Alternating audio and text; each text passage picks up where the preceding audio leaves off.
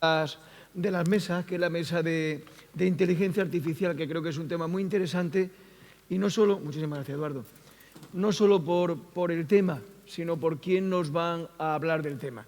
Son personas muy conocedoras que están actualmente trabajando en inteligencia artificial y nos van a hablar de sus aplicaciones a nuestra cirugía raquídea. Muchas gracias. Buenos días a todos. Estamos aquí en la mesa para moderar David Suárez, Eva López, que ya ha estado en la primera mesa, y yo, que soy Igor Paredes. Y estamos encantados de tener a estos dos ponentes que nos van a hablar de cosas que, como bien comentábamos ahora antes de sentarnos, no son el futuro, son el presente. Lo que pasa es que nos cuesta a nosotros adaptarnos. Vamos a empezar con José Luis Ruiz García, del Servicio de Imagen de Diagnóstico del Hospital de Torre Cárdenas, de aquí, de Almería.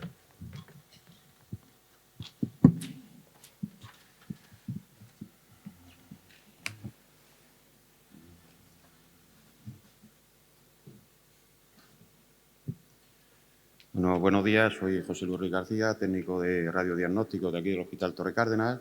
Llevo ya 25 años de experiencia y unos 17 años dedicándome a la imagen médica. Mi pasión es la imagen médica para que vosotros y los demás profesionales podáis abordar las patologías con mayor facilidad. Vengo a hablaros de la inteligencia artificial y del modelado e impresión 3D. No tengo conflicto de intereses. Como todos sabéis, la tomografía es una técnica bastante moderna. Se creó en el año 71 por Hounsfield y ha ido avanzando tremendamente. Fijaros, antiguamente los pacientes al someterse a una tomografía se sentían mareados, aturdidos, había pacientes con vértigo de más de una semana. Esa es la imagen que se creó, la primera imagen que se creó en tomografía computarizada, y al lado tenemos la imagen real. Todos estamos muy acostumbrados a esta imagen. El problema viene en estos últimos años cuando se empieza a funcionar la inteligencia artificial. En el servicio de radiodiagnóstico llevamos más de 15 años utilizando la inteligencia artificial. Podemos conseguir imágenes tan vistosas como este angioTAC. Como podéis ver, vemos las vértebras ya marcadas. Podemos tener partes blandas perfectamente. Podemos conseguir imágenes en movimiento. Esto estáis bastante acostumbrados a verlo. Gracias a la inteligencia artificial, el software nombra todas las vértebras, nombra todas las costillas. Esto lo hace ya BrainLab, varios laboratorios, pero también podemos desplegar las costillas y podemos navegar sobre su eje central para demostrar la fractura o los callos óseos que tenga el paciente. Podemos desplegar el canal medular y ver la impronta que hacen las fracturas o las protusiones. Podemos hacer imágenes muy vistosas, ¿vale? Podemos navegar dentro de esas imágenes vistosas. Ya queda poquísimo, pero poquísimo para poder ver la médula dentro del canal medular. Como podéis ver, este paciente es una fractura de C7 y tenemos imágenes que gracias a un software gratuito, si tuviéramos un software de pago, ya podemos ver el canal medular y ver el atrapamiento. Después de la operación podemos comprobar la mejora del canal medular, que ya ha recuperado prácticamente su forma normal. Aquí tenemos una hemivértebra de una niña de 2 años de aquí de Almería, donde la paciente al final se sometió a una intervención en Madrid, donde le imprimimos el modelo impreso y los neurocirujanos hicieron el feedback de que fue bastante valioso. Se lo mandamos en formato impreso y en formato digital. Podemos hacer cualquier tipo de reconstrucción, no solo de huesos, sino de partes blandas. Y luego, gracias a la segmentación en la imagen de la tomografía, podemos conseguir imágenes muy detalladas.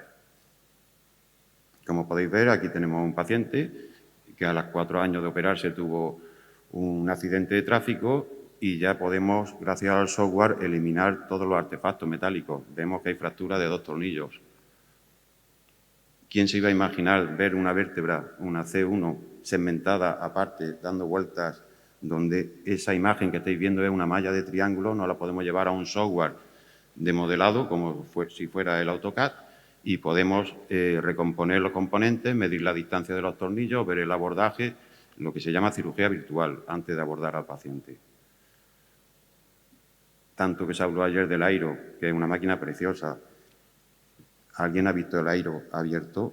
o con el canal medular en amarillo. Es decir, son técnicas que se pueden utilizar en muy poquito tiempo y pueden ser técnicas intraoperatorias.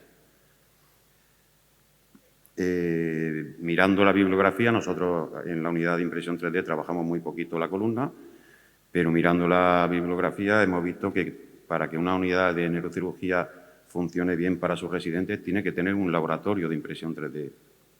Yo he visto algunos modelos en algunos hospitales con pimientos, con cráneos. Es decir, hay que intentar asemejar lo máximo al paciente. No solo vértebras, sino también tumores, vasos, nervios. Aquí vemos la disposición de los tornillos en un software CAD, donde podemos hacer cualquier medición, cualquier ángulo, y hacer la preoperatoria antes de entrar al quirófano. Aquí vemos que no se ha hablado hasta ahora de guías quirúrgicas, que es facilísimo, que con muy poquito dinero podemos diseñar una guía quirúrgica, haciendo la cirugía virtual, diseñarla, adaptarla a la vértebra del paciente, ya con la angulación y la distancia de los tornillos que vamos a hacer. Aquí vemos unos compañeros con el modelo y varias guías quirúrgicas, acoplándolas a cada vértebra. Aquí vemos de bibliografía cómo el modelo de impresión 3D ayuda a una cirugía bastante compleja. Son técnicas, a lo mejor un modelo de impresión 3D como lo que estáis viendo en la pantalla no llega a los 30 euros. Haciendo una bibliografía en el Instituto Nacional de Astrofísica, Óptica y Electrónica de México, dice que la impresión 3D es muy buena a la hora de formar a los residentes, que se asemeja a un modelo anatómico de 9 en una escala de 10, que la fluoroscopia da la intensidad del hueso. Los modelos lo único que penalizan es a la hora de no abarcar la disección con bisturí o cierre de heridas. Y el tiempo de impresión pone 13 horas, pero ya realmente estamos cerca de las 8 horas. Se ha reducido muchísimo, ha habido una revolución en la impresión 3D. Se recomienda utilizar sobre todo en cirugía tumoral y en deformidades. A la hora de realizar un TAC preoperatorio, es tan fácil como decir, hacérmelo de cúbito prono para simular la mesa de quirófano. Podemos darle la vuelta si lo hacemos en supino, pero es tan fácil como pedirlo en decúbito prono y será lo más parecido al paciente. Nos centramos en la impresión 3D, todos conocéis los corsés de columna. Ya se pueden llevar los corsés de columna con una camiseta de manga corta y salir a la calle. Podemos medir las fuerzas, podemos medir las distancias, el impacto que va a tener. Todo se puede hacer virtualmente antes de utilizarlo, simplemente escaneando a la paciente y con una tomografía podemos diseñar un corsé que se puede llevar con manga corta, incluso sentarse en el chiringuito de la playa y disfrutar del paisaje. No solo para la columna, sino para cualquier parte del cuerpo. Hablamos ya de humanización, de darle una calidad de vida a los pacientes. Hablamos que cada 3 meses no hay que hacer una escayola nueva, que tenemos modelos impresos que se van retocando conforme se va creciendo la paciente. En este tema no me he querido meter, es impresionante lo que hay ya en la calle, en las empresas privadas, es una barbaridad lo baratísimo que sale y la ventaja que tiene. Y quisiera mostraros una imagen que hemos conseguido aquí en Almería con un paciente en maxilofacial, donde fue tan simple como clonar, reflejar la oreja y llevársela a su sitio. Un paciente que recibió un disparo de joven en el lateral de la cara mientras cazaba y ya a la vejez dijo, yo quiero tener una oreja. Simplemente la hicimos en espejo, se la adaptamos, la mandamos a imprimir a una empresa privada y a lo mejor dentro de 4 años, cuando la oreja se empieza a poner un poquito amarilla, pues ya tenemos el modelo y la volvemos a imprimir. Simplemente con 2 tornillitos muy pequeñitos. Podemos hablar de diseño, podemos hablar de instrumental quirúrgico, que como sabéis, la legalidad o la ley del medicamento todavía no está, la última no está aplicada aquí en España. Podemos hacer muchas cosas. Necesidad de formación, necesidad de... Aquí casi todos somos autoformados, vamos investigando y vamos cogiendo de un sitio y de otro, nos formamos y podemos llegar a diseñar prótesis. Es súper fácil, los compañeros de aquí al lado van a dejar ya de imprimir en titanio. El titanio va a desaparecer porque hay más de 1000 materiales a fecha de hoy en impresión 3D. Materiales que soportan como los aspects de la tapa de cráneo, es decir, tenemos miles. El titanio y serán todos biocompatibles. Nosotros en nuestro hospital, aquí en la esquinita de España, ya hemos impreso materiales biocompatibles y lo hemos utilizado dentro de los pacientes, con un coste inferior a 50 euros el kilo de material. Estamos hablando de una pieza que a lo mejor pesaba 8 o 10 gramos. Imaginaros el coste que tiene. Y hacerlo todo personalizado, customizado para cada paciente, en su medida exacta. Ese tipo de impresión de titanio es muy costosa, son laboratorios muy grandes. Y aquí vemos el diseño de una pieza de material quirúrgico que se ha utilizado aquí en Almería. Es tan fácil como cogerte a un ingeniero o un aficionado a ingeniero, cogerte a un médico o un aficionado a medicina y decir, necesito esto, ¿qué podéis conseguir? Y empezar a charlar y a movernos y conseguimos la cánula interior del ventriculoscopio de Lota con una perforación de 1,5 mm para poder meter en la punta del navegador a 1 centímetro de la punta y poder ir navegando con el TAC y con la resonancia. Eso gracias a los compañeros de aquí de neurocirugía del Hospital Torre Cárdenas. Pues muchísimas gracias.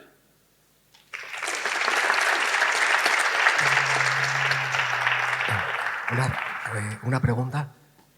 Primero, muy buena la charla. ¿De qué materiales hablas? Dices que hay muchos materiales a la He dicho que... ¿Y cuál nos recomendarías para aplicabilidad en la cirugía de columna? En materiales he dicho que hay más de 1000 y no es broma, hay más de 1000 materiales. Hablamos de bioimpresión, hablamos de biotinta, hablamos de materiales plásticos, de materiales modo gel, modo silicona. Ahora estamos nosotros empezando a ver si podemos conseguir ya imprimir en silicona aquí en el Hospital de Almería.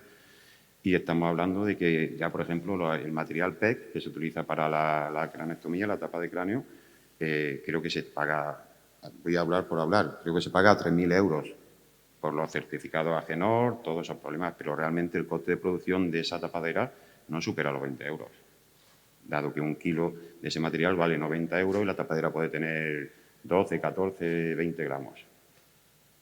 ¿Y tienes un poco de idea para cuándo podrá ser la realización de implantes dentro del quirófano? Para poder nosotros decidir en el acto quirúrgico, quiero esto Sí, ahora. ¿Y ahora cuánto tiempo tardaría en hacerse? Es muy fácil. Como todos sabéis, hay una ley nueva del medicamento que se aplica a nivel europeo, pero que en España todavía no está implantada. Como ya se prevé que se vaya a implantar, de momento todo lo que se haga in-house podemos utilizarlo, a responsabilidad del médico peticionario, siempre, de facultativo peticionario. En España solo hay 2 laboratorios de fabricación dados de alta como fabricante de productos sanitarios, que es Madrid y Barcelona, ¿vale? Que eso, previniendo ya la nueva legislación que se nos viene encima, se han dado de alta como fabricante de productos sanitarios con todos los certificados. ¿Por qué? Porque ya lo están utilizando. Entonces, cuando venga la nueva legislación, que no se queden a cero. ¿Alguna pregunta en la sala? Venga, gracias. Muchas gracias.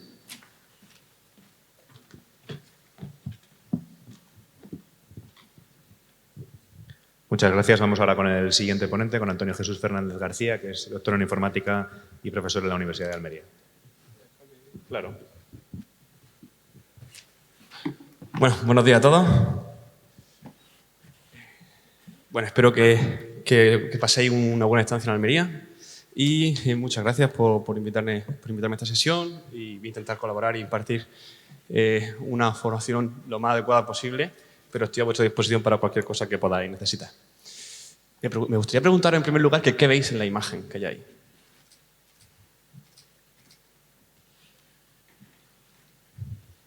¿Lo estáis pensando? No escucho, pero imagino que lo estáis pensando. ¿Os ha sido difícil identificarlo? No porque haya puesto un cuadro verde en la zona, ¿verdad? ¿Es sencillo de explicar? Cuando estuve aprendiendo, yo explicaba, oye, mira, ahí hay este tumor tal. ¿Cómo lo explicabais? ¿Cómo lo aprendisteis?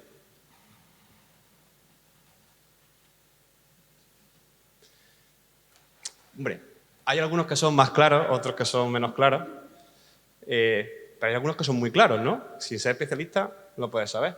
Pero ¿conocéis a día de hoy algún software 100% preciso que te diga sí, no? 100%. ¿Lo habéis utilizado? ¿Lo utilizáis en el día a día? ¿Por qué? Sí, es obvio. Hay algunas, hombre, hay algunas que no son obvias, ¿no? Pero hay otras que son obvias, ¿no? Bueno, hemos aprendido que quizás la inteligencia artificial puede resolver problemas muy complejos. Creo que lo que primero que se nos viene a la cabeza es que puede resolver problemas muy complejos. Y es cierto. ¿Os acordáis cuando hablábamos de la inteligencia artificial puede vencer al ajedrez y tal? Karpov, Kasparov, toda aquella época era súper bonita. Cuando empezaron a perder, qué mal se lo tomaron, ¿verdad? Pues sí, efectivamente puede resolver problemas complejos. De hecho, el premio Nobel de este año, aunque lo ando en la parte de química, porque no nos dejan tener Nobel informáticos todavía, pero Google, con AlphaFold, hizo todo el tema de la secuencia de proteínas en 3D, ¿no? Eso necesitaba incluso un hardware específico para hacer pruebas, para ver cómo estaban, ¿no? cómo estaban, y con la inteligencia artificial lo hemos hecho el trabajo de especialistas que dedicaban mucho tiempo y con muchos recursos de pruebas a hacerlo en muy poco tiempo con muy pocos recursos. Pero claro, os estaba preguntando antes, este caso es muy complejo, ¿no? El caso de las proteínas, pero hay especialistas que saben cómo funciona y nos lo detallan específicamente y te dicen exactamente por qué con esas pruebas lo que ven es. Pero, ¿cómo vosotros podríais describir un tumor de médula espinal y con esa descripción alguien pudiera directamente diagnosticar sin ninguna otra cosa y de forma 100% precisa? Hay una publicación que he visto aquí de 2024 que dice que parece un tumor de médula espinal, pero no lo es. O sea que dentro de lo fácil que es a veces, también a veces es difícil. Y no sabemos muchas veces explicar el motivo, ¿no? Y eso es complicado. Esta es una revista, bueno, a mí particularmente no me ha gustado mucho el estudio de la revista ni la publicación, pero fijaros que está en el primer cuartil a nivel mundial. O sea que algo, estamos hablando de 2024. O sea que algo habrá. Pero bueno, es que yo soy de la parte de informática, entonces, y en la inteligencia artificial nos gusta hablar de otras cosas, ¿no? Entonces nosotros vamos a los perros y a los gatos. ¿Esto qué es? Es un perro, ¿no? Creo que aquí nadie tiene duda de que es un perro, pero ¿podríais describirlo?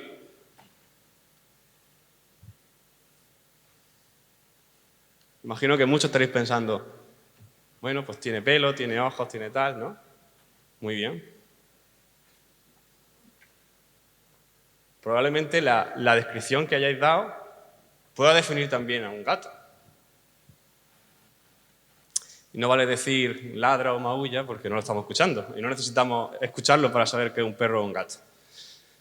Es muy difícil diferenciar un perro y un gato, porque no sabemos decir, aunque nosotros sepamos perfectamente distinguir a un perro y un gato, no sabemos explicarlo, ¿no? No sabemos. Porque además, fijaros, eso es otro perro diferente. Es que los gatos son más pequeños. Un cachorro. ¿Tenéis problemas para diferenciar un cachorro de uno mayor? Si bajara alguien de otro planeta y pisara la Tierra por primera vez y le tenemos que decir que todos esos son la misma especie y que nosotros no tenemos ningún problema en saber que todos son de la misma especie, ¿qué creéis que pensaría? ¿No? Vamos a ver. Seamos honestos. No sabemos cuál es la esencia de un perro. No sabemos describir un perro.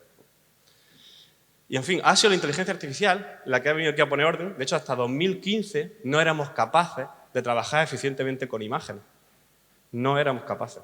Hasta 2017 no fuimos capaces de que una inteligencia artificial reconociera algo de texto, por decirlo de alguna forma, ¿no? Y ahora fíjate qué capacidad tenemos para segmentar escenas. Esto es a día de hoy. Bueno, una aplicabilidad muy chula es la conducción autónoma, que desde nuestro punto de vista de investigación ya ha dejado de ser un problema. Claro, ¿dónde vas? ¿Que te estás yendo? ¿Y nosotros podríamos extraer estructuras las características semánticas que pudieran describir, ¿no?, la estructura anatómica de la columna vertebral? Bueno, podemos diferenciar disco a disco, ¿no? ¿Cómo se dice eso? Fijaos que tenemos a la izquierda la imagen real tomada, a la derecha del todo tenemos un ground truth. Todavía tenemos que decirle exactamente, no le decimos cómo, porque no somos capaces de decírselo, pero tenemos que decirle qué es, y ya que busque, ¿no? Y en medio tenemos un montón de modelos diferentes y fijaros todos qué bien se inventa. Podría parecer sencillo, pero no ha habido forma hasta ahora de decirlo o de explicarlo. Claro, esto nos lleva a poder segmentar partes específicas. Fijaros aquí. Aquí estamos directamente haciendo la segmentación de la zona que nos interesa. Nos podemos quedar aquí o podemos también, por ejemplo, segmentar la zona de la lesión. Sí. Todo esto sin explicarle a la inteligencia artificial cómo tiene que hacerlo, porque aunque a veces para nosotros sea trivial, otras veces no tanto, pero realmente aquí da igual, ¿no? En fin, que podemos identificar perfectamente a día de hoy el tejido dañado dentro de la médula espinal. Y esto, ¿por qué hacemos todo esto de segmentación? Es curioso porque la inteligencia artificial siempre intenta tirar por este punto para intentar explicar, intentar ayudar. Pero la verdad es que no necesitamos hacer eso. O sea, la inteligencia artificial puede diagnosticar y no tiene por qué segmentar, no tiene que ver tal, porque no mira lo mismo que nosotros. No mira lo mismo que nosotros.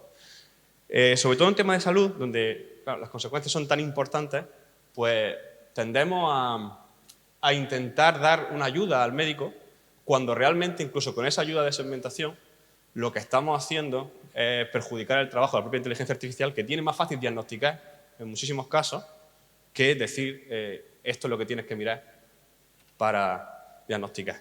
No sé si conocéis a este hombre, ¿habéis leído algo de él? ¿Alguien lo conoce? ¿No? Bueno, menos mal que nadie levantó la mano, porque ese hombre no existe. Y entonces ya vamos a un momento en el que no solamente hacemos una predicción, un diagnóstico, sino que también somos capaces de generar la inteligencia artificial. Y no sé si identificáis lo que hay ahí, pero básicamente el ibuprofeno y el paracetamol, que todos conocemos, pero así en esa caja pues no lo hemos distinguido bien. Una de las principales evoluciones de la IA generativa en el campo este ha sido la generación de medicamentos, ¿no? Casi todos, no sé decir casi todos, pero que hoy en día es muy general que los fabricantes de medicamentos utilicen redes generativas para fabricarlos. Pero no solamente por el hecho de encontrar el medicamento, que sí, pero ahora vamos a hacer un medicamento similar, o sea, que tenga las mismas ventajas, pero vamos a intentar delimitar su inconveniente, su efecto secundario, o incluso, ¿por qué no buscamos una estructura que haga lo mismo y sea más barata? ¿No? Eso se hace. ¿Y cómo nos llevamos esto al ámbito de este congreso? Antes de seguir con cómo lo llevamos, aquí los verdaderos artífices siempre son los protagonistas de cada uno de sus sectores. En este caso, vosotros, sabiendo más o menos cómo pueden funcionar medianamente las cosas por detrás, sois capaces de buscarle la aplicación. No sé qué aplicación se os ocurre, pero yo estaba pensando, y por ejemplo, ¿por qué no generamos imágenes de una progresión que va a tener una esclerosis múltiple a lo largo del tiempo? Podría ser un ejemplo, ¿no?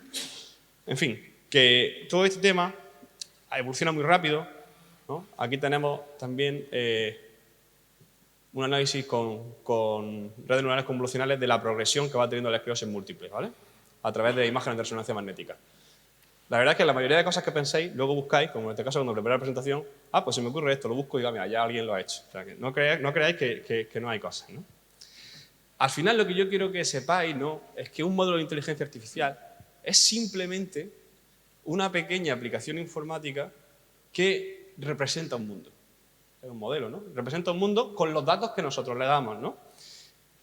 Y a día de hoy es muy fácil utilizarlo. Obviamente tengo que tener datos y tal. Y aquí tengo nuestras dos imágenes. ¿Por qué las quiero enseñar? Siempre, nosotros hasta hace muy pocos años, hasta hace 4 o 5 años, trabajamos construyendo modelos desde cero, lo cual es caro, requiere especialistas, etc. Pero a día de hoy hay modelos que ya están hechos, como la casa de la derecha. La casa de la derecha no tienes que esperar 2 años a que se haga, ni tienes que hacer una inversión grande. Puedes directamente entrar pagando un alquiler, ¿no? Y hay modelos generales, y os presento por ejemplo a Sam, que este es de 2023 y ya saqué una versión de 2024 de vídeo, que es de segmentación. Hay unos compañeros que trabajando con esto han conseguido lo siguiente. Es decir, Sam tiene una cosa que no ha sido nunca entrenado con imágenes médicas, pero ha sido entrenado con tal cantidad de imágenes, concretamente 11 millones de imágenes, y tiene 1000 millones de máscaras de segmentación, y cuando se le ha probado con tomografía computerizada o rayos X de pecho, ha sabido segmentar específicamente ese órgano e incluso, aquí ya me pierdo con los nombres, pero en una aplicación en la cual también he colaborado yo, identificamos, por ejemplo, con el tema del COVID, utilizamos el COVID porque hay muchísimas imágenes de COVID y es muy fácil de utilizar, pero es extrapolable a cualquier otro ámbito, cuáles son las razones o los motivos por los que tiene que tener COVID, ¿no? Eso sin haberlo entrenado, específicamente para ello. Estamos haciendo un modelo general, ¿no? ¿A dónde nos lleva esto? ¿A dónde nos lleva? Bueno, telemedicina, diagnóstico remoto, medicina personalizada, los tratamientos se pueden hacer con la persona. Hay varias cosas que se pueden hacer, ¿no? La cirugía asistida, aquí esto puede ser muy interesante. Tú estás directamente haciendo una cirugía y estás tomando decisiones constantemente. ¿Por qué no tiene un asistente de toma de decisiones que te dice lo que tienes que hacer? Fijaros una cosa, y lo estábamos hablando también antes de entrar, en el tema bueno, los radiólogos, todo el trabajo que hacen de identificación, a día de hoy es una realidad que ya ha sido superado por la inteligencia artificial. Pero claro, dice, la cirugía no, está ya a salvo, ¿no? La cirugía no. Lo que no tenemos en la inteligencia artificial es la forma de realizar las operaciones que hace la persona a nivel físico. Pero el conocimiento que tiene el cirujano cuando está haciendo las cosas, sí lo tiene. Sí. Curioso, ¿verdad? Pero estamos esperando el avance del hardware en este caso para poder hacer este tipo de cosas, porque la inteligencia artificial ya sí ha llegado ahí, ¿no? Luego, por supuesto, reduce cansancio, tal. Cuando tú llegas a una guardia de la noche, llegas a hacer una operación y está la persona ya cansadísima, despeinada, con un sueño que la Virgen, pues, joder, esas cosas pues, son complicadas. Claro, que esto dirá, tengo que operarme a vida o muerte. ¿Quién me opera? ¿Un hombre o una máquina? Bueno, afortunadamente hay métricas de evaluación, ¿no? Entonces, lo importante de todos estos modelos es que se evalúen bien y con los datos puedes tomar las decisiones, ¿vale? Aquí, por ejemplo, tenemos un análisis en el cual decimos si un tumor es benigno o maligno y siempre nos fijamos generalmente en el acierto, pero la métrica más importante quizá aquí es cuando me equivoco porque digo que el tumor es maligno y es benigno realmente o porque yo digo que es benigno y es maligno. Entonces, son errores muy diferentes. ¿Cómo hago aquí, no? Bueno, pues hay métricas que nos van a hacer y nosotros podemos hacer, no que esto sea perfecto, porque si no sería matemático, ¿no? Esto es inteligencia artificial, pero sí minimizar los tipos de errores de uno a otro. En este caso quizá nos interesaría equivocarme cuando yo digo que es cierto y me equivoco porque no sería benigno en vez de maligno, aunque eso sobrecargaría la sanidad. Todo tiene su coste, ¿no? En fin, tenemos que saber analizar y evaluar. Así que, a la pregunta de quién debe operarme, pues hay que evaluar los datos. Es decir, ¿quién debe hacer la cirugía? Pues los datos. Si tenemos ya los datos, tenemos una evaluación y funciona mejor una persona, pues quiero que me opere una persona y si no quiero que me opere una inteligencia artificial, ¿no? Pero hay que tener mucho cuidado, porque los datos son traicioneros. ¿Sabíais que las mujeres tienen más accidentes de coches fatales que los hombres? Este es el momento en el que las mujeres empiezan a mirarme raro. ¿Vale? Pero bueno, la verdad es que los datos dicen que las mujeres tienen un 47% más de probabilidades de sufrir lesiones graves y un 71% más de moderadas, ¿no? Particularmente, por ejemplo, con el latigazo cervical, que os afecta directamente también en vuestro trabajo o os puede llegar a afectar, ¿no? Por hernias discales, etc. ¿Qué veis en esa imagen? Las pruebas de estrés, ¿no? Que se hacen en un coche. ¿Qué os dice el muñeco?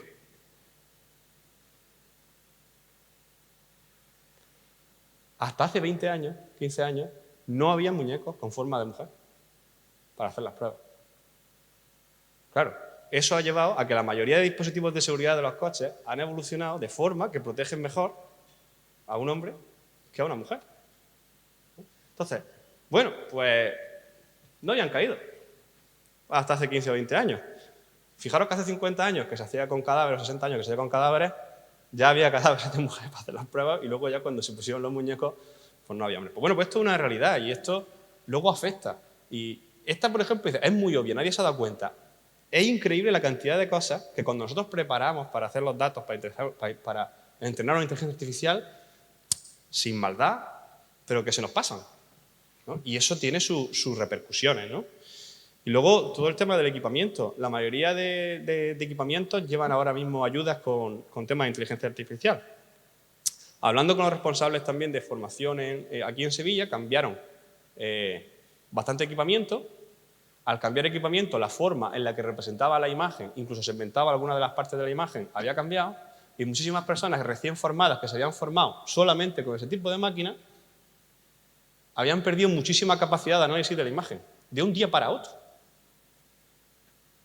Imaginaros lo que puede suponer en el diagnóstico de una persona, ¿no? Entonces, todo esto tenemos que tomárnoslo ya en serio, tenemos que formarnos y tenemos que tener en cuenta todo este tipo de cosas con la maquinaria. El tema de la explicabilidad es un tema también complicado, ¿no? Porque a día de hoy los modelos que están debajo de los algoritmos informáticos que hacen la inteligencia artificial, la mayoría no son explicables desde el punto de vista humano.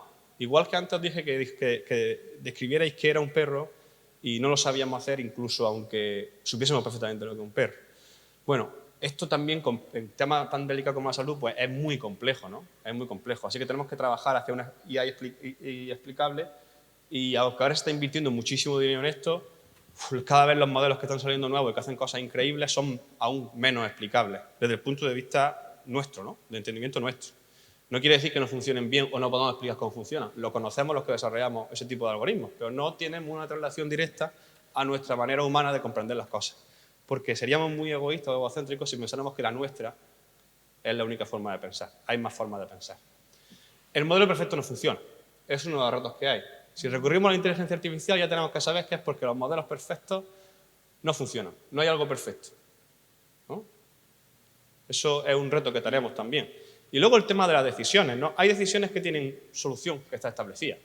Si hay un riesgo aquí, está claro que lo primero es salvar la vida de la madre, ¿no? Y creo que más o menos está totalmente consensuado. Pero, por ejemplo, en el coche autónomo sí que hay mucho, oye, hay una situación en la que alguien tiene que morir, ¿quién muere? ¿De quién es la responsabilidad? ¿Sí? Hay muchos dilemas sin solución. Imagino que alguna de vosotros también tenéis dilemas que tenéis que resolver en vuestro trabajo y la solución no siempre es tan clara, ¿no? Y bueno, no sé ya si me he extendido un poquillo de más, pero corto. Y muchísimas gracias.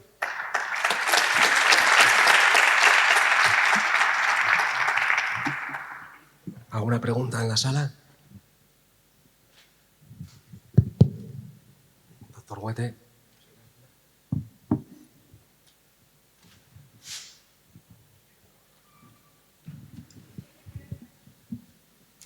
Felicitaros porque son charlas preciosas, ¿eh? Enhorabuena. ¿Cómo se puede explicar algo complejo en principio de una forma tan amena, tan divertida? O sea, enhorabuena, las dos charlas que llevamos.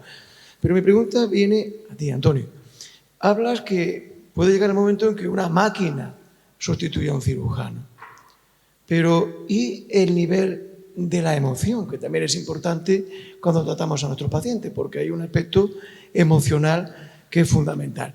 ¿Eso podría sustituirlo la inteligencia emocional, Antonio? Bueno, no, yo te doy mi opinión porque no tengo una respuesta a esto, sino en la forma en la que lo veo yo. Hay algo...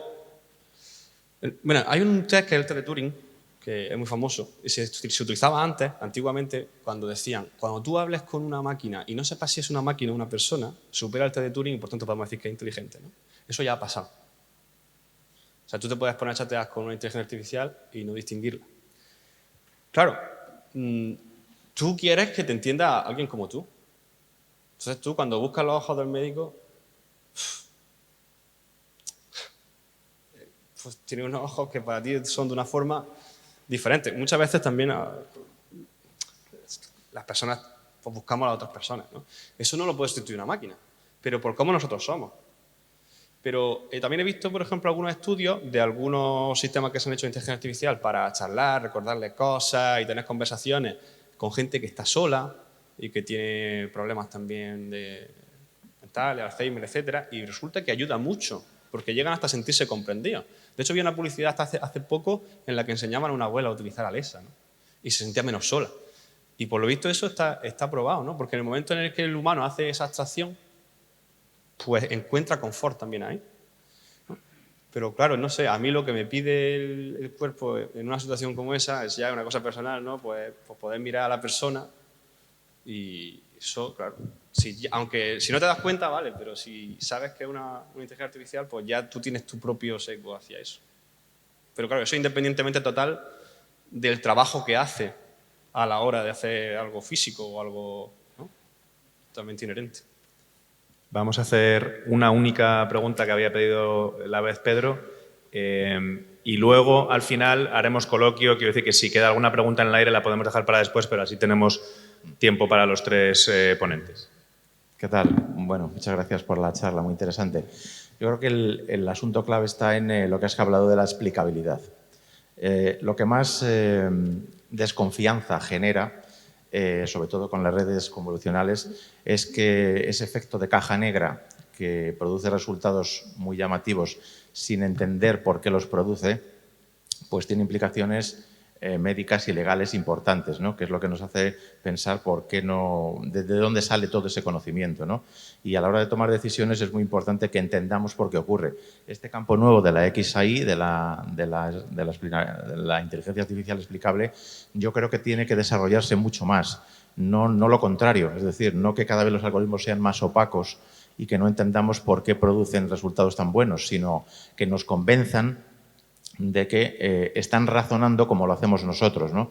Porque una cosa es la conducción autónoma, una cosa es las decisiones médicas y quirúrgicas y otra cosa son otras decisiones que hay que tomar de menor importancia, pero la nuestra es de importancia vital y tenemos que entender perfectamente que la máquina está razonando de una manera que nosotros podamos comprender, ¿no? Entonces es muy importante que esos algoritmos se desarrollen hacia la explicabilidad, no hacia la opacidad. Gracias. Bueno, la verdad es que ahí coincido contigo y es que yo tengo también un pensamiento dicotómico al respecto y es que tantas cosas se hacen con inteligencia artificial que me encantaría saber cómo funciona y cada vez se está metiendo muchísimo más dinero en proyectos de investigación relacionados con la explicabilidad. Lo que pasa es que es casi más barato y más sencillo resolver problemas aún más complejos o nuevos que explicar cosas que ya sabemos hacer. Y aunque a mí me encantaría saber cómo funciona, porque ya por mi formación como ingeniero de base me gusta saber cómo funciona todo, a la hora de la realidad, pensar que la única forma de pensar es la única que yo entiendo. O sea, ¿sabes que porque yo lo entiendo funciona y no funciona? Me ha llevado a mí, con el paso del tiempo, a pensar que puede ser una versión demasiado egocéntrica de la realidad y que realmente son los datos los que evalúan las cosas, ¿no? Entonces, la pregunta quizás es si de cada 1000 veces una inteligencia artificial acierta un 10 y yo te puedo demostrar, o sea, te puedo demostrar que es así. Sé qué hace por dentro para que sea así, aunque yo como humano no lo entienda, y la persona falla 100, complicado. Porque estás negando quizá porque tú no entiendas algo que una persona sea realmente atendida de la mejor forma que se puede con el conocimiento que el ser humano desarrolla a día de hoy. Pero eso es muy complicado. Son preguntas se me escapan, ¿no? Yo soy, digamos, investigación a nivel técnico, por decirlo de alguna forma, no a nivel ético. Pero todas esas preguntas, claro, son muy normales y yo también las tengo. Vamos a pasar a Luisa, a la última charla y después, si nos sobra tiempo, que seguro que sí, podemos conversar un poco más. Pues cuando quieras, por favor. Directora General de Alborada.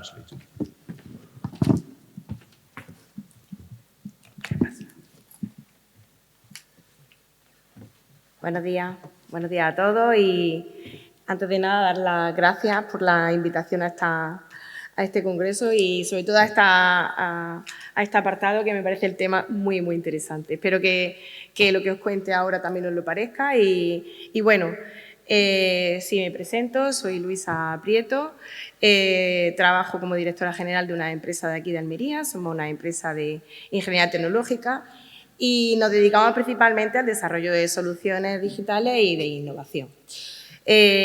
Como he dicho, somos de aquí de Almería, llevamos más de 15 años de experiencia en el bueno, intenta dar soluciones prácticas y sencillas a problemas complejos, ¿no? Siempre decimos que lo simple es lo que más, dar soluciones simples es lo que más nos interesa y nos preocupa.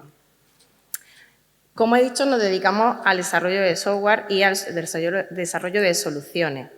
Voy a comentar brevemente a qué nos dedicamos, pero no solo para presentarnos a nosotros, sino para que también podáis evaluar un poco cómo se desarrollan, ¿no?, este tipo de proyectos cuando queráis abarcar, ¿no?, nuevas iniciativas en vuestro sector. Nosotros partimos de la base de la consultoría y de la gestión de un proyecto. Esto funciona no solo en el ámbito de la innovación, sino en el vuestro también, es decir, hacer un buen análisis, una buena metodología, un buen seguimiento de los proyectos, ¿vale?, para que podamos alcanzar los objetivos que nos hemos propuesto. La siguiente parte sería el desarrollo de esa solución, es donde, digamos, ¿no?, los ingenieros informáticos es nuestro punto fuerte principalmente y es lo que nos gusta basar nuestra experiencia. Nuestra experiencia se basa en muchos sectores y en la resolución de muchos problemas. ¿Por qué no llevarlo a cabo en otros nuevos retos? Y, por supuesto, hacen mención, ¿no?, a la aplicación de todo este conocimiento a través de la inteligencia artificial aplicada a las organizaciones, a las empresas y a la solución de problemas diarios de las personas. ¿Qué creemos que puede aportar, digamos, el sector tecnológico a la inteligencia artificial aplicada a la salud? Bueno, nosotros, como he comentado, desarrollamos desde hace bastante tiempo proyectos no solo de software, sino también de inteligencia artificial aplicada, que me gusta hacer siempre esa mención, para integrar esta tecnología, que parece excesivamente novedosa y muy alejada de la realidad, pero como estáis viendo con mis compañeros, la realidad es que ya está aquí. Creemos que muchas de estas soluciones pueden ser trasladadas de forma muy precisa y muy óptima al mundo de la salud. Y creemos que es algo fundamental que empecemos a desarrollar, pues, entre todos, yo siempre digo un poco entre todos, para avanzar en este sentido. En otra parte, además de la parte tecnológica, hacemos muchísimo hincapié porque estamos muy centrados en la divulgación. Nos encanta venir a este tipo de jornadas, hacer jornadas formativas, ir a organizaciones, a instituciones, a hacer divulgación y formación sobre qué es esta tecnología, ¿no? Que no nos suene a chino, que no nos suene a cosas que no van con nosotros, cosas que se alejan mucho de nuestro día a día y de nuestra realidad. No. Esto pertenece a vuestro día a día y cuanto más conozcáis a qué puede hacer esta tecnología por vosotros, podremos ver entre todos cómo enfocarlo en vuestro trabajo, porque, como bien han comentado, no hay nadie que conozca mejor vuestros procesos, vuestra forma de mejorar esos procesos a través de esta tecnología que vosotros, los profesionales del sector de la salud. Voy a aprovechar para hacer algunos ejemplos prácticos que hemos llevado a cabo a través de proyectos, tanto en I+D, con organizaciones como la universidades y demás, así como en instituciones empresariales. Y cómo aporto algunas ideas para aplicarlas en el mundo de la salud, pero, como digo, son ideas desde un profesional que no es sanitario. Por ejemplo, en la parte de visión artificial, que serían los ojos de la inteligencia artificial, lo hemos utilizado para proyectos de inspección de calidad de la producción. Aquí no sé si conocéis mucho Almería, pero tenemos un sector hortofrutícola muy amplio y se utiliza muchísimo pues, a la hora de detectar si un producto está maduro, si tiene algún desperfecto y demás. También como reconocimiento facial en los eventos de seguridad, en los aeropuertos y demás. Así como pues, en control de tráfico, es decir, si hay muchos coches o no, para abrir o cerrar semáforos en función de las necesidades de las vías. ¿Cómo podríamos aplicarlo? Hemos visto ya ejemplos prácticos que ha comentado mi compañero de cómo se aplica en el radiodiagnóstico, en detección de anomalías en algunas pruebas diagnósticas, en asistencia, como ha referido, a la cirugía mediante inteligencia artificial, haciendo recomendaciones, haciendo asesoramiento, marcando pasos a seguir, es decir, en esta línea.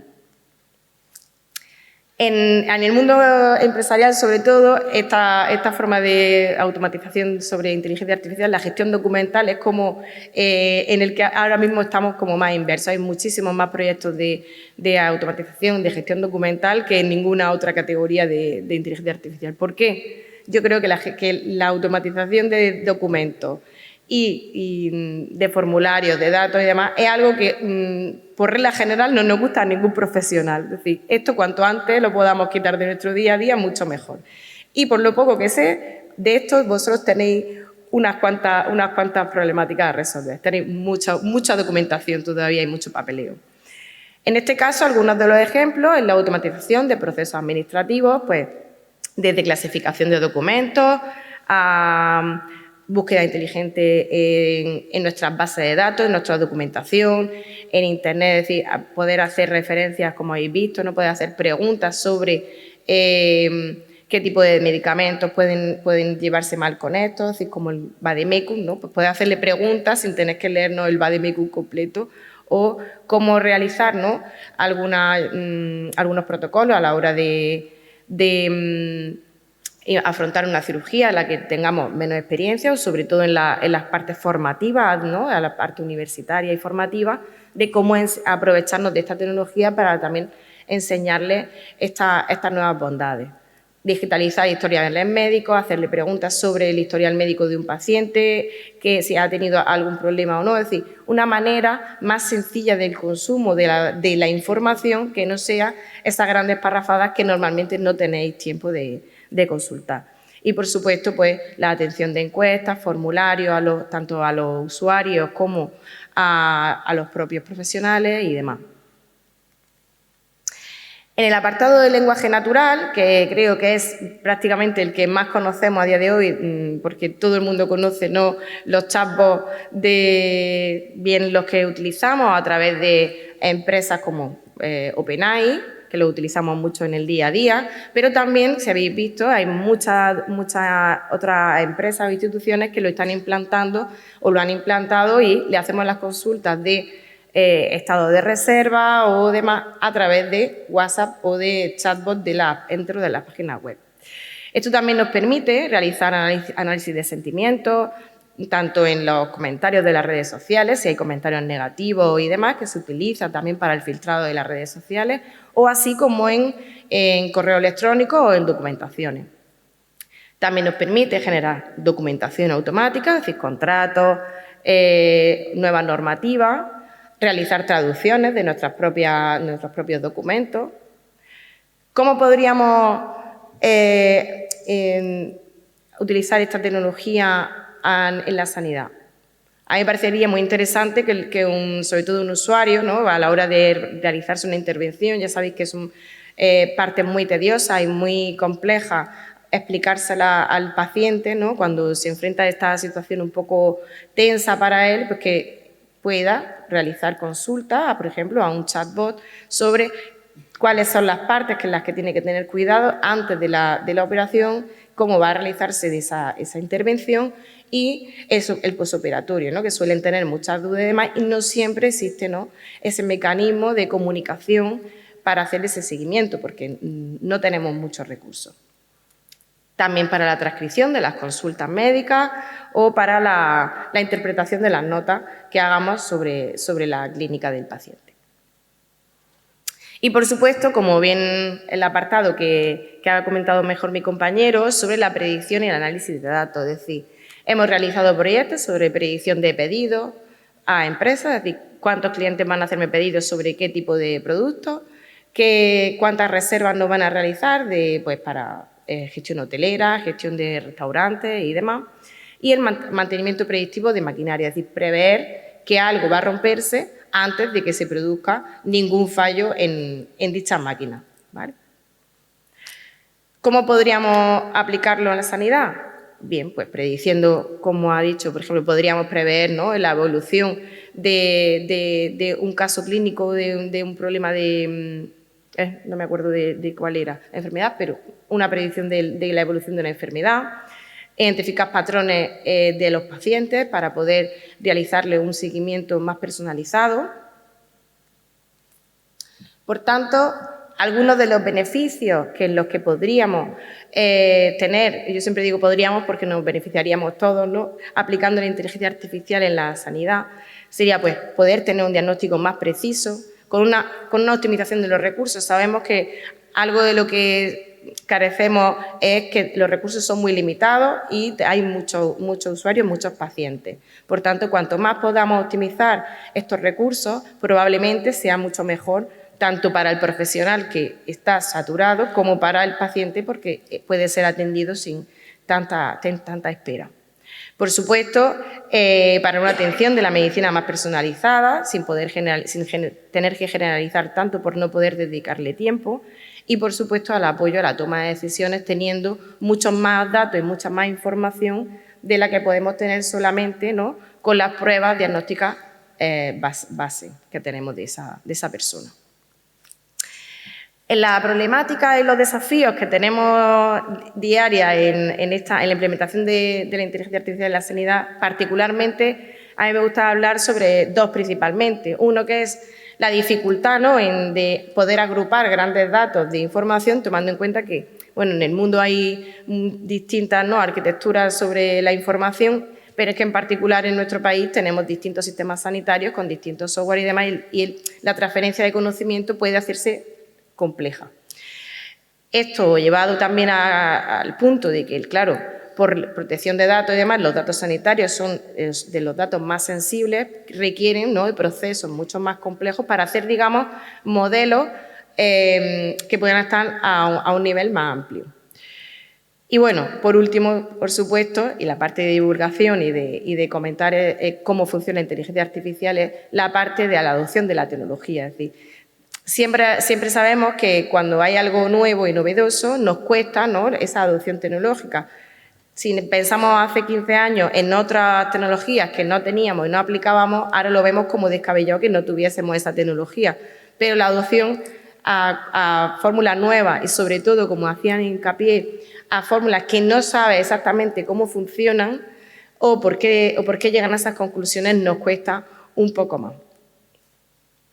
Si bien para nosotros la inteligencia artificial es una realidad no futurible, sé que muchos los que recibimos hay mucho ruido sobre la aplicación de la inteligencia artificial, es decir, cuántas cosas podremos hacer cuando tengamos inteligencia artificial. Ya, pero es que la inteligencia artificial está aquí. Es posible que haya cosas que dependan de grandes corporaciones o de grandes instituciones para poder llegar a esa tecnología tan amplia. Pero es que en nuestro día a día o en vuestro día a día podéis hacer uso de procesos automatizados para mejorar vuestro día a día, para mejorar el día a día de vuestros pacientes y de vuestra calidad de vida en general.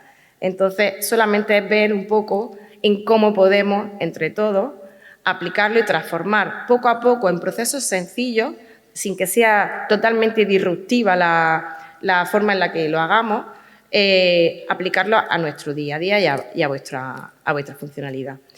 Y bueno, para mí mi reflexión y también para abrirlo de cara a la mesa es que hay soluciones tecnológicas que ya existen y podéis aplicarlas, si bien hay que ver exactamente cómo integrarlas y cómo adaptarlas en vuestro día a día. Y eso solo lo podéis hacer vosotros. Entonces, para mí el punto clave sería cómo podemos conversar los técnicos y los expertos en medicina para poder integrar estas soluciones lo antes posible. Sin más, muchas gracias.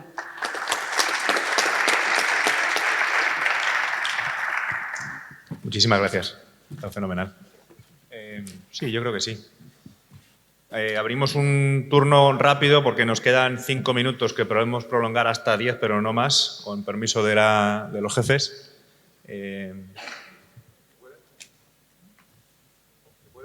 ¿Me oís? Y después va el profesor García de Sola. Sí, es muy interesante la presentación. Yo te quería preguntar, ¿cómo ves la aplicación de la inteligencia artificial al lenguaje natural? Esto es, por ejemplo, estar en una consulta mediante la conversación con el paciente, motivo de consulta, profesión, síntomas, cuándo empezaron, la evolución, etcétera, y que eso, la inteligencia artificial lo recoja en la historia clínica sin teclear tú nada y que le digas, bueno, pues tengo la impresión de que tienes una hernia discal o lo que tengas que tener, y te va a pedir una resonancia y te quiero ver dentro de un mes. Y que al salir de la consulta, ese paciente reciba por un SMS la resonancia y la cita en tu consulta y solo tengas que hacer un clic en el ordenador y olvidarte de estar mirando todo el día la pantalla. Bueno, como he indicado, por supuesto, digamos, el nivel tecnológico en el que estamos, toda esa parte, todo ese proceso podría hacerse. La parte compleja en este sentido sería poder obtener, digamos, como esa interacción entre todos los sujetos, ¿no? Es decir, cómo integrar un aplicativo o una infraestructura para que desde ¿no? de la clínica del profesional, así como desde el lado del paciente, pueda haber interacción y pueda consultar su historial clínico. Realmente esa es, digamos, como la limitación, como he indicado, pero realmente lo que es la tecnología permitiría hacerlo perfectamente porque ya hemos visto casos donde perfectamente se pueden automatizar procesos y mandar funcionalidades dentro de... Y ahora me reserva y ahora me manda una cita y, por supuesto, te lo notifica a tu dispositivo. Es decir, la tecnología lo permite. Nos falta la parte burocrática de poder integrarlo en el ecosistema de la salud.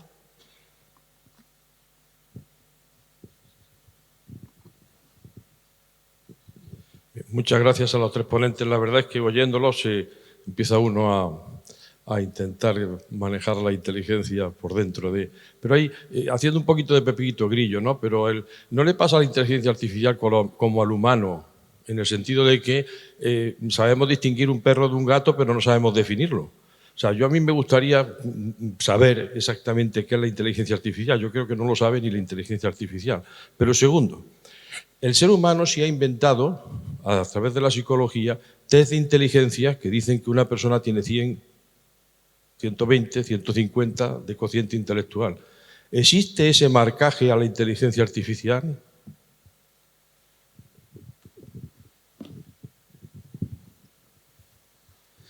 Bueno, hay muchos benchmarks para diferentes modelos que se construyen y hay gente que se dedica a eso, pero es muy complejo porque no hay una IA general, hay muchísimas IA específicas. Entonces, las IA específicas son buenas en un contexto en el que han sido entrenadas. Entonces, si yo evalúo específicamente en el contexto en el que ha sido entrenado, normalmente voy a tener muy buenos resultados. Pero si lo hago en otros contextos, no. Con lo cual me recuerda mucho venga, vamos a hacerlo todo para que esté sea lo máximo posible de justo, vamos a hacer una competición en la selva y tenemos un elefante, un guepardo y un mono y le decimos que gana el que antes consiga recorrer 1000 metros, ¿no? Claro, sí, no es justo. Por mucho que le demos a todos el mismo problema y el mismo tal, cada uno tiene unas características diferentes. Y pues por ahí creo que va el tema. No sé si he conseguido o quieren matizar algo.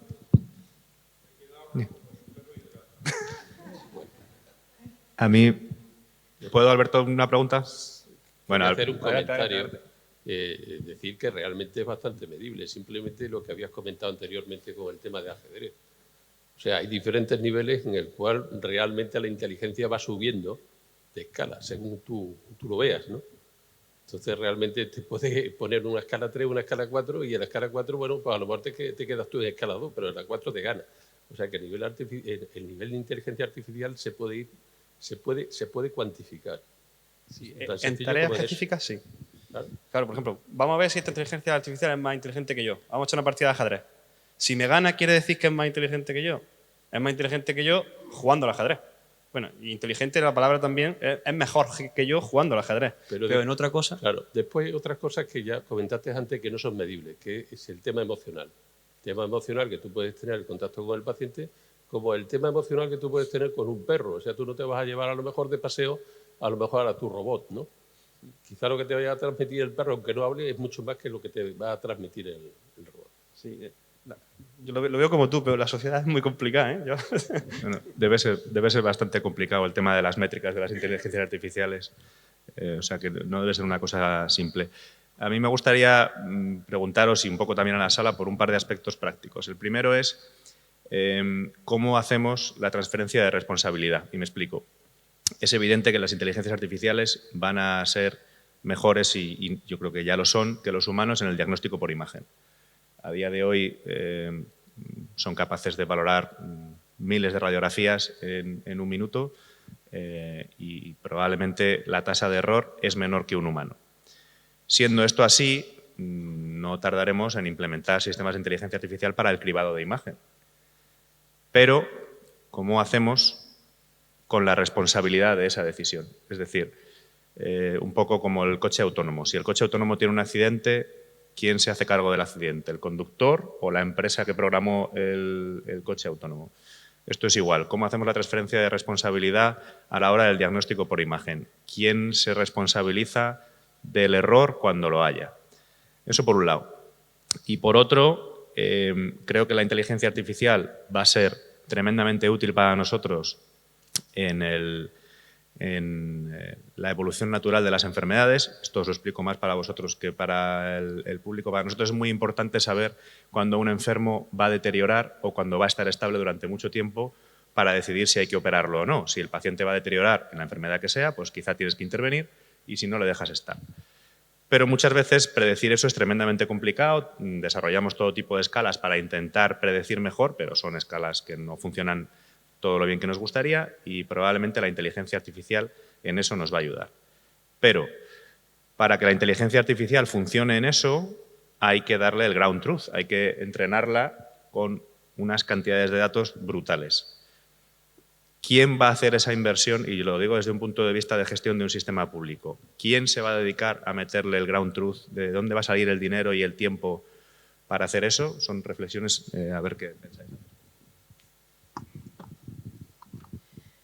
Claro, sí, eso es un poco lo que comentaba, es decir, si nosotros partimos de la base, claro, que la tecnología existe, ¿no? y que es aplicable, pero claro, ese tipo de soluciones tan complejas y que requieren de tantísimos datos, es cierto que hace falta, ¿no? Estamos en la parte limitada burocrática en la que dependemos mucho de que esa legislación exista y de que se permita, ¿no? Digamos, las empresas, digamos, privadas en principio no tienen acceso a esa información porque pertenece al ámbito público. Entonces, por supuesto que si nos damos cuenta en el mundo actual, ¿no? La parte de innovar en este ámbito nos va a hacer ser, ¿no? A sociedades más óptimas y más rentables en el futuro y bueno, y estar, ¿no? en el mapa en general. Entonces, si le damos importancia, si los gobiernos, las instituciones que lo deben de hacer, realizan inversiones en ese sentido, por supuesto que es como creo que debería, esto es una opinión por supuesto muy personal, como debería de hacerse. Al respecto de la responsabilidad, siempre he pensado que me pasa mucho con las generativas actuales, ¿no? Que hay muchos problemas, ¿no? De si hay fraude o demás. Evidentemente, la responsabilidad debe de ser, en mi opinión, por supuesto que debe estar mucho mejor legislado y debería de ser la legislación avanzar mucho más rápido de lo que avanza actualmente. En mi opinión, sí debería de ser responsable de quien haya desarrollado esa tecnología en específico. Es decir, entiendo que no deja de ser una solución a un problema y entiendo que, por ejemplo, si es un caso de una maquinaria, sin hablar de inteligencia artificial, si la maquinaria falla, el fabricante es quien se hace responsable, siempre y cuando el usuario lo haya utilizado bien, ¿no? Entiendo que no deja de ser otra herramienta más, aunque sea de otro tipo de tecnología. Yo pienso que a fecha de hoy, como hemos comentado, llevamos en radiología muchos años con inteligencia artificial, desde que la adquisición es axial y se convirtió en sagital y coronal, eso ya es inteligencia artificial. Cualquiera de las reconstrucciones que he podido yo presentar en mi ponencia, todas llevan un cartelito de las grandes marcas General Electric, Siemens, Philips, imagen no diagnóstica, ¿vale? Todas las reconstrucciones que hemos podido ver, el sistema te avisa que es una imagen no diagnóstica. ¿Qué quiere decir? Que está pendiente de validar por un radiólogo o por un facultativo. Todas las imágenes que nosotros vemos en un visor de PACS, en todas las consultas, si os fijáis arriba a la derecha suelen poner imagen con pérdida, ¿vale? Ya os están avisando que para que el flujo de red vaya rápido, todas las imágenes no son reales, le han comprimido y no se ven como se adquieren. Entonces, yo el problema que veo es que no existe una legislación específica a nivel de inteligencia artificial sanidad. Cuando empiece, dejaremos de ver todo lo que estamos viendo, es decir, se limitará muchísimo. Son temas también más relacionados. Yo, por ejemplo, me encargo de saber cómo funciona la inteligencia artificial y no de los temas no regulatorios, pero claro, el tema regulatorio y quién es, digamos, el culpable cuando pasa algo, es muy complejo, pero no solamente la inteligencia artificial, es decir, hasta qué punto cuando hay un error en una cirugía el responsable es el cirujano o no. ¿Siempre es un error o a veces es que las cosas simplemente pasan porque somos humanos? Es decir, esa delimitación de la responsabilidad es muy, muy compleja. Al final es verdad que el paciente tiene que firmar que, oye, si es que te va a operar una persona. Sí. Y lo que tú estás... O sea, hay cosas que son más complicadas que otras. Hay decisiones. ¿Que el culpable realmente es el médico? Bueno, pues a veces el facultativo será, otras veces serán las circunstancias que se den, pero vosotros sabéis mejor, ¿no?, cómo funciona esto, ¿no? Ahora, cuando la inteligencia artificial ayuda, pues tú ya sabes que hay unas métricas. Cuando ya recurrimos a inteligencia artificial, sabemos que va a haber errores. O sea, eso es una realidad. Porque si supiésemos nosotros cómo hacerlo sin errores, lo haríamos nosotros. No necesitaríamos que nadie pensara por nosotros para resolver un problema. Así que tenemos que asumir que hay errores. Lo que tenemos que asegurarnos es que esa evaluación es lo suficientemente buena y fiable para que represente que si me dice, oye, tengo esta tasa de X, es esa tasa de X. Y la persona que se somete, en este caso a la intervención, o se hace el diagnóstico por ese tipo, pues tiene que saber que esa es la fiabilidad y que la acepta, ¿no? Igual que aceptamos, cuando vamos a un facultativo y nos dice una cosa, pues normalmente tú tienes una confianza en ese facultativo que también está demostrada porque esa persona tiene una experiencia, tiene un desarrollo, tiene una formación y luego también dentro de diferentes facultativos tiene una experiencia en uno más que en otro y a veces por motivos totalmente subjetivos, ¿no? Entonces, es muy complejo. Con respecto a la segunda parte de la pregunta, en la parte de inversión, ¿no? Puesto es que también es como cualquier tecnología que se pone en una infraestructura sanitaria o en cualquier otro tipo de infraestructura. Oye, hay un coste de inversión, ¿no? Para mí la salud tiene un componente diferente, porque realmente si lo pensáis, la salud, aunque siempre decimos con inversión, la verdad es que es un gasto. Lo que pasa es que es un gasto que yo estoy contento de pagar. Porque, oye, todo lo que se pague en un equipamiento o un personal capaz de salvar una vida en un momento determinado, ¿cómo valoras tú el retorno de esa inversión? Puedes invertir en diagnósticos más precisos, con máquinas. Y la misma pregunta que te hace ahí es extrapolable a la inteligencia artificial. Oye, es que esto va a tener que tener un growth through. A lo mejor tengo que parar a uno de vosotros que deje de hacer 1000 operaciones y se dedique a poner el growth through de algo. Eso tiene un coste, porque esa persona tiene un conocimiento y emplea un tiempo. Entonces, hay que pagarlo. Ahora, tiene que tener un retorno. Un retorno es que se va a repercutir en un servicio mejor, ¿no? Y a lo mejor vamos a poder hacer otras cosas, vamos a poder salvar vidas, o vamos a poder diagnosticar algo rápido, vamos a poder hacer una prognosis más concreta en un momento determinado. O sea, ¿eso cómo se mide? Pues el coste de la inversión, pues es difícil de evaluar. Estamos 10 minutos fuera de tiempo. Tenemos que cortar aquí para seguir con la siguiente mesa. Muchísimas gracias a los ponentes. Ha sido un auténtico placer. Me da pena tener que cortarlo, pero es lo que tenemos que hacer. Gracias. Gracias a vosotros.